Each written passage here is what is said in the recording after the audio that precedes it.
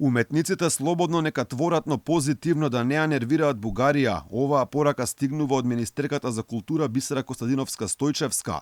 За Гласот на Америка вели дека уметниците требало да творат нешто што ќе ги расположи народот и публиката, инаку нема да стигнат до државните финансии. Слободно сите нека творат, да се твори во духот на она што ќе го расположи народот и публиката, а не што народот повторно ќе го врати назад во тие мрачни времиња кај што на вистина не видовме ништо добро. На овие зборови на министерката реагираше режисерот Јани Бојаджи. Вели станува збор за човек кој воопшто не доаѓа од културата, а со ваквите свои ставови само може да го навлече гневот кај уметниците.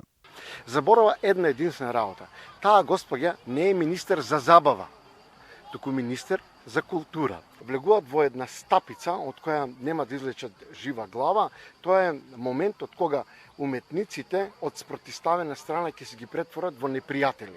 И тоа ќе биде нивниот крај, затоа што се уште во историјата на човештвото не постои пример кога министри победиле уметници. Реагира и многу други уметници, меѓу нив се и писателите Петар Андоновски, Оливера Ќорвезировска и актерката Јелена Жугич. Министерке, книжевноста треба да е форма на отпор. Нејзината улога е да критикува, да провоцира, а не да служи за забава. Слободно нека творат, но да се твори во духот кон тоа што ќе ги расположи народот и публиката. Бисера, ти си срам за македонската култура. Ебати европската иднина. Ваквата порака доаѓа како Зилинден во Крушево. Беа изоставени Делчев и фашистичкиот окупатор во песната во борба, токму делови од песната проблематични за официјална Софија.